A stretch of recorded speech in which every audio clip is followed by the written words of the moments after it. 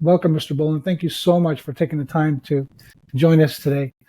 Well, thank you, Richard. I'm excited about this opportunity to be with you.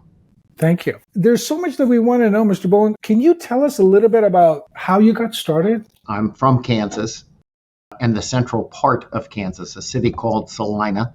And if you look at a map of the United States and put your finger in what you think is the exact middle, there's a pretty good chance you'll put your finger on my hometown. Salina was for many, many years an Air Force base, but that Air Force base closed in the early 1960s. When the Air Force base closed, the city recognized that its future was dependent on turning that airport into a great community asset.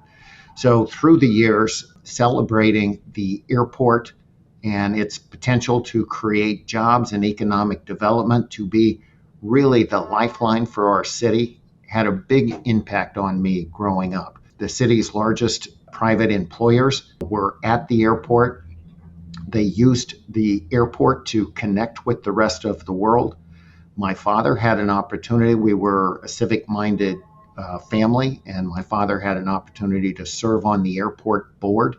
So it was something that was well recognized by everyone in my hometown that business aviation, general aviation, was a key economic development tool. After I had been in law school, I had a phenomenal opportunity to work for a senator from Kansas, Nancy Kassebaum, and we had really landmark legislation that she had introduced to promote product liability reform for general aviation manufacturers. So that got me into aviation through a policy opportunity. She was able to get that law passed, and it was signed into law by President Clinton. And as a result of that, Cessna went back into producing single engine airplanes. Piper was able to come out of bankruptcy. Companies like Cirrus were encouraged to certify airplanes. They were building kit airplanes at the time. So just a real opportunity to have an impact on general aviation, and that was my fortunate way into the industry. Wow, that's incredible. From what I read online, the law that was passed significantly helped the manufacturers, if I'm not mistaken. Yeah, we had a situation where the laws didn't really make sense. Planes that accompany Beechcraft, Cessna, Piper, let's say they built a plane in the 20s or 30s and 40s. In the 1980s, they were being sued when there was an accident, say for a plane built in the 1930s. And the allegation would be that the plane was either poorly designed or poorly manufactured. And it was difficult to accept the idea that planes that have been flying for 30 or 40 years were improperly built or improperly designed. Usually what would happen is the companies would win their lawsuits, but they would spend $500,000 proving that a plane that they built and sold for $5,000 40 years ago was properly built and properly designed. So this put kind of a cap on that, and it basically said that if a plane has been introduced into commerce and has been flying for 18 years and is involved in an accident, well, the plane may have been improperly modified, it may have been improperly operated, it may have been improperly maintained, but it was not improperly designed and built. Its very durability proves the quality of its design and its manufacturing. It seems like you've had such a phenomenal career from start to finish. I just wonder, is it a lot of hard work, or was it something that you were born with, talents that you were born with? What would you say was key to your success? I think the key to my success is I had two parents who were very involved in their community and their family. And that was very helpful to me to see. My mother would volunteer. She would deliver Meals on Wheels. My father would serve on the school board or the airport board, Lions Club, those types of things. They were very engaged and certainly encouraged my brother, myself, and my sister.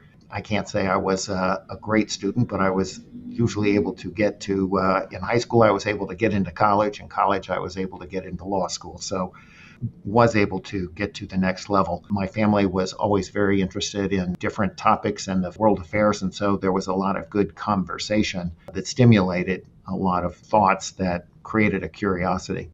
Oh, interesting. So these would be topics that you would sit down and around dinner table, you guys would, as a family, discuss and talk about.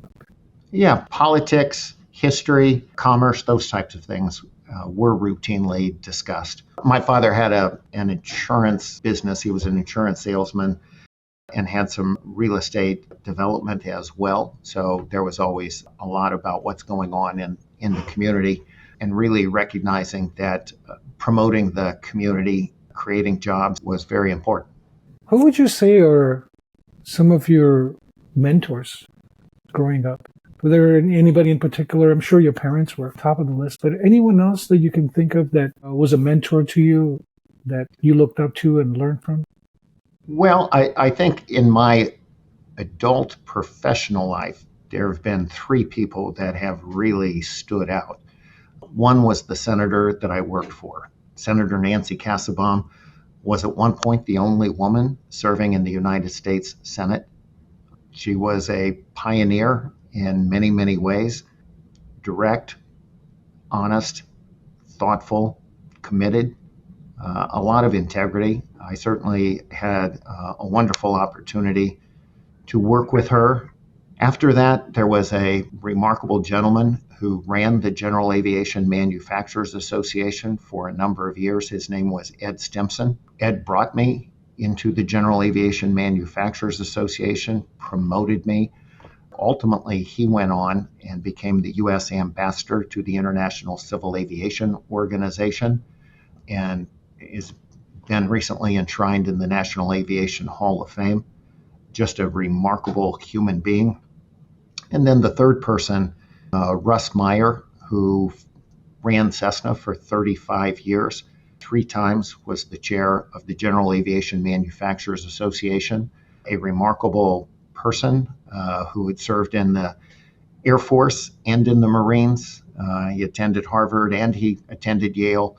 He was a great business person, a remarkable leader, and he has been my lifelong friend and mentor as well. So Nancy Kassebaum, Ed Stimson, and Russ Meyer are 3 people who have been just extraordinary friends and mentors to me. And would you say that you became interested in aviation during the earlier years when the town was involved with the airport, or would you say it was later around the time when you were involved with the senator?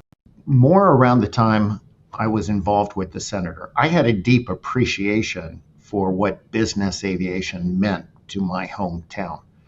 But getting into aviation policy and having the opportunity to meet with and tour the manufacturers in Wichita, Kansas, in Kansas City, Missouri, all around the country, that's really where I began to appreciate the level of passion that this industry has, the types of jobs it creates, the can-do attitude, the problem solving.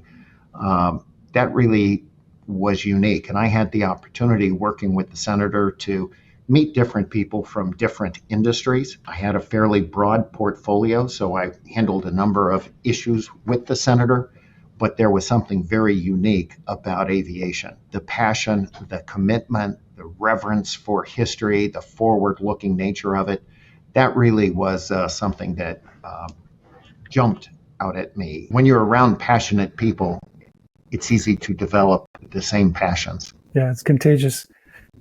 And you started off as economy major and then transitioned to law, and then you completed even the master's of law and degree. I was always interested in that, from studying the potato famine to different world wars. I always found that interesting, the decisions that are made and how that is reflected in economies and jobs and really all of society and cultures and civilizations. After studying that, I was interested in law, but not necessarily interested in practicing law. I was interested kind of in law as a foundation for trade and commerce, which led me to pursue a master's in tax law. And then obviously it was a great opportunity to be able to work on Capitol Hill and be involved in policy. It's amazing how the dots connect as we move forward. I wanted to become a commercial pilot.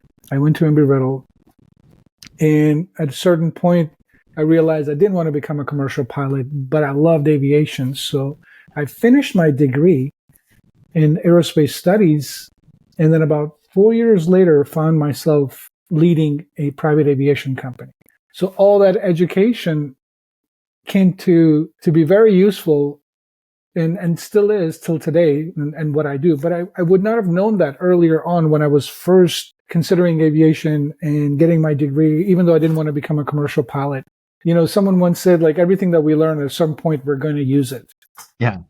And there's a good reason for why we have learned it. The next thing that I would love to talk about is NBAA. It's phenomenal what you've accomplished and what you are accomplishing. I want to say thank you for your leadership. As someone in the aviation industry, we're constantly seeing you defending us and stepping up for us and fighting back for the industry and just putting such a great face to private aviation. You are an amazing leader, but you're also such a kind person. You've always been there for everyone at every level of the private aviation industry. How did you get involved with the NBA? Well, when I went to work for the General Aviation Manufacturers Association, obviously there's been a long special relationship between the manufacturers and the operators. And I think that's one of the things that makes business aviation, general aviation, unique. You don't see a lot of necessarily connection between, say, automobile manufacturers and automobile users. But here, I think it's recognized that we're all in this together. And the value of the operator sees in a plane, the value of the plane, there's just always been a really close connection between those two things. So had an opportunity to work closely with NBAA and ultimately a chance to become part of NBAA. NBAA was created at the end of World War II. So it has been around for nearly 8 decades.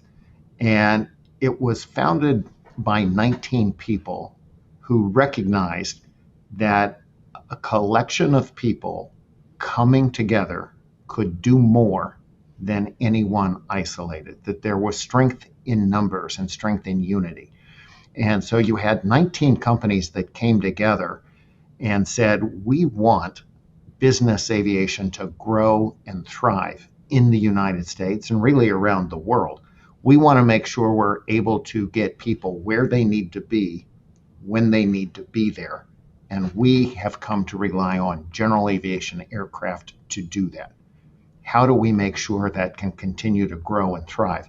And I think going back right after World War II, they said, well, first of all, in order to thrive, we need to be safe and we need to be perceived to be safe. We need to be professional and we need to be perceived to be professional. And we're going to have access to airports and to airspace. World War II ended. We didn't want to see a lot of airports closed. We didn't want to see general aviation, business aviation being regulated out of the sky. So that really set the foundation for the organization. And through the years, our leadership and our membership created a culture of commitment that I was very fortunate to have an opportunity to become part of and to try to perpetuate that. Obviously, the world changes and is constantly evolving, and our organization needs to do that as well. But for us to foster an environment that allows business aviation to thrive, we need to be safe and perceived to be safe. We need to be professional. We need to have access to airports, to airspace. We need to be secure. We need to be sustainable. We need to recruit the best and the brightest workforce. We need to find ways to bring new technologies to the market. All of these things were part of what NBA was created to do and what we are committed to doing today. And we, as a aviation industry, are very fortunate to be able to stand on the shoulders of the giants from business and technology and aviation who brought us to this point. We also need to foster that next generation. And that's why when you talk about people like Shasta Ways, um, Barrington Irving, so many people who are inspiring young people who are doing things that help people see themselves. We need to support that. There's nothing really more important than that we can be doing with our time than helping other people see the value and the inspiration and the hope and the greatness that is really business aviation, both in the United States and around the world. So I'm really honored to be here and really proud to be part of what I think is the most remarkable industry in the world. I know that there's been a lot of negative news about private aviation, topics such as banning private jets. And I know that there's been a lot of lobbying going on in regards to lengthening the aircraft depreciation schedules. I think that was one of them, increasing IRS auditing of aircraft operators. And I think there was also some talk of tax increases on fuel. You and your team are there speaking on behalf of private aviation. How are things going, and what are your thoughts in that regard? Well, I think sometimes business aviation is defined by exceptions and caricatures of who we might be instead of the reality about who we are. So, what business aviation is in the United States is an essential industry. It is an engine for our economy. It's a vital link in our transportation system. It is a great American industry. We're an industry that creates jobs, over 1 million jobs in the United States, jobs flying planes, building planes, maintaining planes, but also insuring planes, financing planes, schedulers and dispatchers, graphic designers. You have an opportunity to be part of a great industry that is creating jobs, that's bringing economic development to towns everywhere, just like my hometown of Salina, Kansas, helping those communities access the global marketplace. We're an industry that helps companies be very efficient and productive so they can compete effectively in a global marketplace. We do an enormous amount of humanitarian flights. So whether it is taking cancer patients to treatment centers, flying organs to transplant patients, responding to hurricanes and floods and wildfires, this is really who we are. 85% of the NBAA's members are small and mid-sized companies. They are often flying to communities with little or no airline service. They're doing things that oftentimes can't be done with any other mode of transportation. For example, we have members that routinely visit 3 cities in 1 day instead of 1 city in 3 days. They are moving teams of employees that can discuss proprietary work en route and back without fear of eavesdropping, so they can discuss proprietary information and turn travel time into productive work time.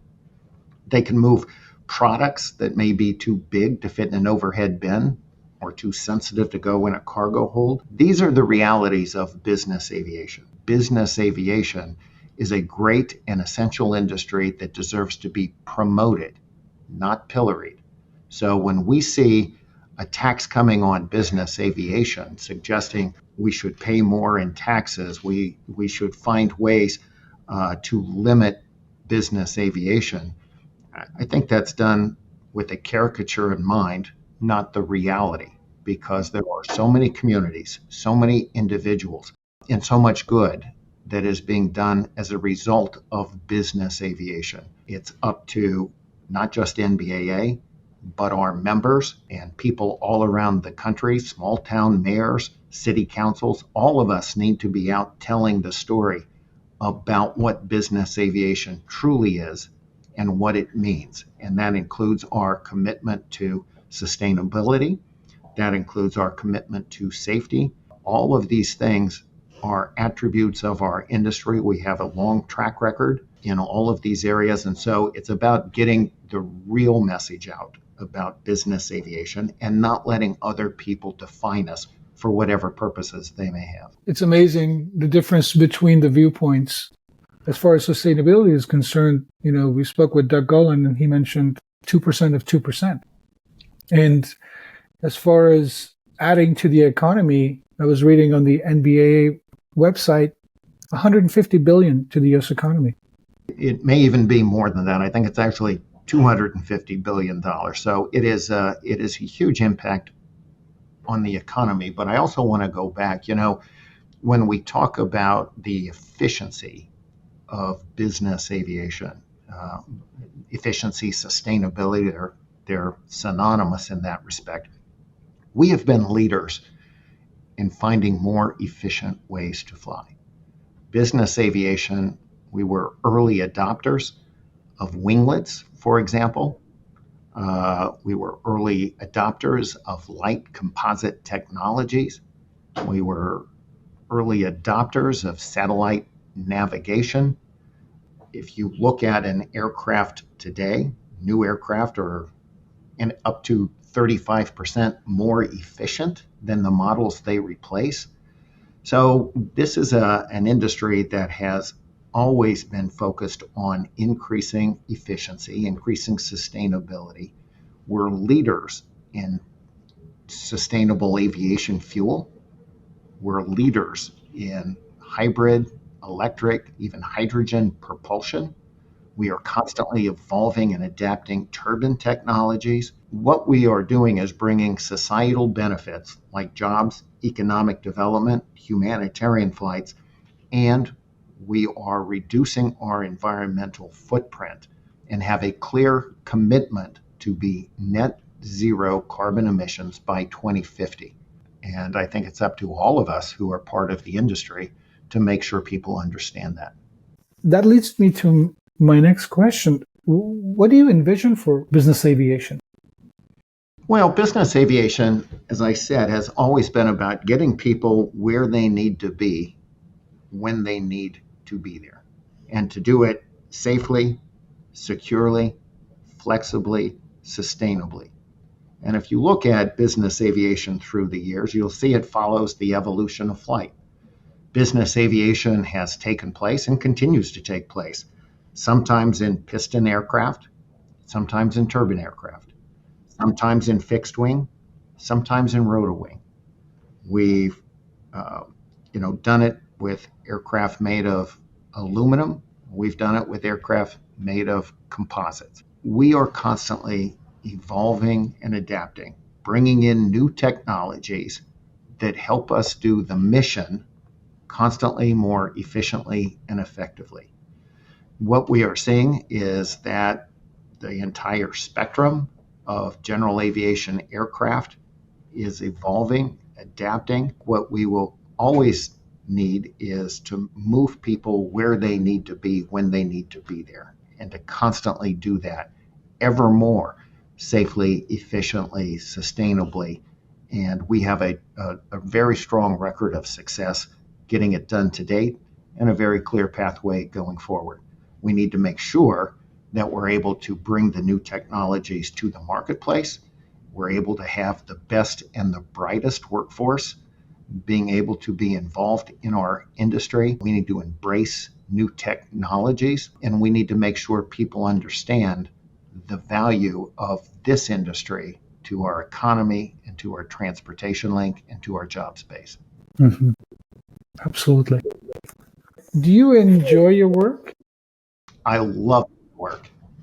I love my work because I love the people I work with. The people who I'm fortunate to work with on the staff here at NBAA are remarkable human beings, so dedicated to one another, so dedicated to our mission, so dedicated to serving our members. It's a wonderful environment, and to be part of an industry that helps people, that people are passionate about, I feel very fortunate. I feel blessed. At NBAA, we try to operate with a set of core values that helps define our culture. And those values include being a community of caring. I'm fortunate to be around a lot of people who care deeply about each other and our mission. We also are committed to trying to deliver excellence in all that we do. And it's exciting to be part of a team that wants to be its best and sets as a bar excellence. We also have a philosophy of leading from any seat. I think we've all learned that some of the best ideas come from unexpected places. And it's been amazing to see the type of contributions that we have seen for our industry, whether it's from people volunteering for the association, just walking in the door as a new employee, or people that have been around for a while saying, here's what I've noticed in my observations through the years. And that creates a great environment. We work hard to promote community. Everybody wants to be part of something, and we are part of a wonderful business aviation community and want to make sure that we are articulating why that is such an important community and helping people feel part of it. And what about young people that might be watching and are interested in aviation? What advice would you have for them, Mr. Bolen? Well, first of all, we want everyone to know that we as a community want to be open, we want to be inclusive, we want to support people so that we are able to attract, develop, and retain people. We want them to come into our community and not view it as a job or even a career. We want it to be part of who they are. And that means for young people, we know they like working on technology, and we have some of the latest technology. We know they want to be part of a community, and there's something very special in business aviation. At NBAA, we have something called our Young Professionals Council, where we work hard to provide an opportunity for young people to meet each other, to share their experiences, for them to network and grow. We know experiences matter. You're part of a community that has a lot of different experiences. And we're a community that believes in lifetime growth. At NBAA, we focus on professional development and helping people continuously learn and hone their skills. So I would say to anyone, this is a wonderful community to be part of. We want you to join us. We want to help you succeed. We want to help you grow. We want you to be a complete professional and a complete person. And we've got resources and people, whether it's internships, mentorships. We work hard to try to make sure that you're not alone, that we are all here to help one another. And I think that's part of what aviation has always been about. People recognizing that for an airplane to exist and to fly safely from point A to point B is not something that one individual controls, that there is an entire community and network, information to be shared and supported. So this is an area where there is a community. There is an opportunity to grow. There is an opportunity to be around technology, to feel the passion of the people that went before us.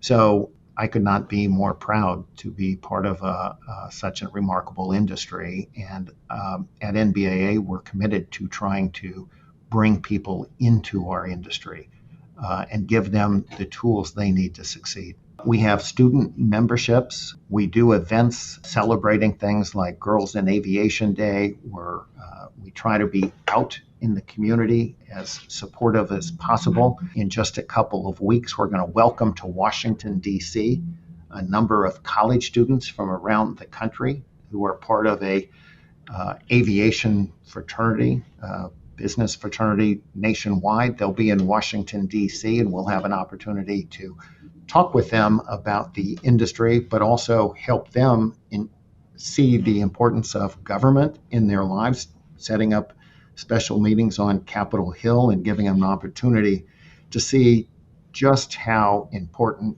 engagement is in every aspect of life. And with business aviation, the passion and the magic that's all around that.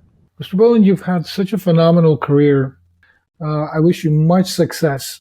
I wanted to know, what advice would you have, life advice, would you have for someone young that might be watching and saying, wow, that's the kind of life that I want to live, or that's the kind of success I want to have in my career? Is there any advice you could pass on? I'm still trying to grow and learn and live every day. And every day you find out there are things that you have hardly mastered. But I do think when I think through the values that were articulated by the employees at NBAA of caring about people, of trying to be excellent, of trying to lead and allow others to lead, and recognizing that we're all part of a community, those are important things. So I always tell people, do your best and do your part. Keep the faith. Recognize the world is round. So sometimes you're on top, sometimes you're on bottom, and sometimes that circles very quickly. And so, I think we're all learning. We're all trying to do our best, and we're all looking for the meaning and purpose in life. And for me, a huge part of that is promoting this wonderful industry that's business aviation, general aviation, using it to inspire people, using it to create jobs, provide economic opportunities, to bring the world closer together. These are things that I'm very committed to, and NBAA has always been committed to. And I think so many people in our industry are committed to it. One of the things that is really special for NBAA is that for decades, we have had huge numbers of people in our industry willing to volunteer their time and their expertise to help us understand what best practices are, how we can be more safe or more secure or more efficient, more professional. The number of people in our industry who want and do give back in every way is something that I take a lot of inspiration in. What I try to tell myself and what I've learned from others is the more you give, the more you get. And we're an industry where people give a lot, and I think they all feel fortunate to have received the many benefits of being part of business aviation. The number one thing that I want people in our industry to do is be engaged. Let people know that you are part of this community. Let people know how important this community is.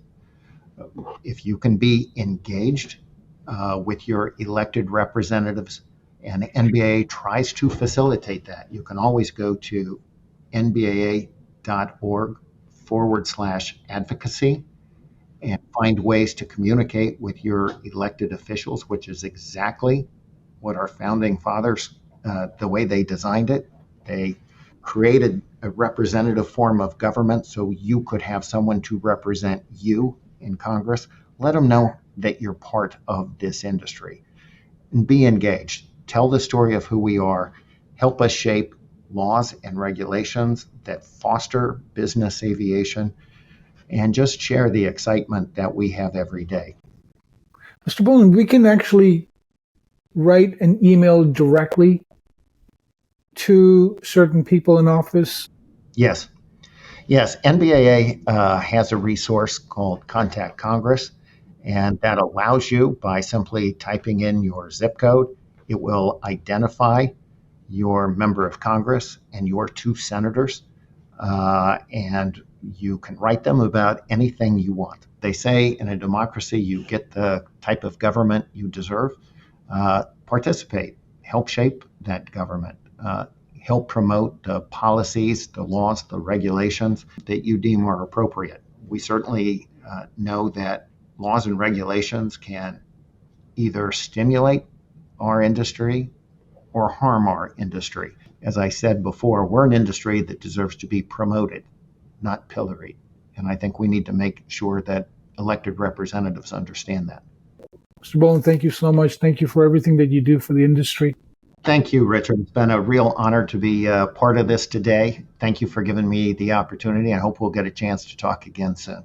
Yes, sir. I look forward to it. Thank you so much. It's been an honor. All right. Wishing you a wonderful day. Thank you, sir. Goodbye.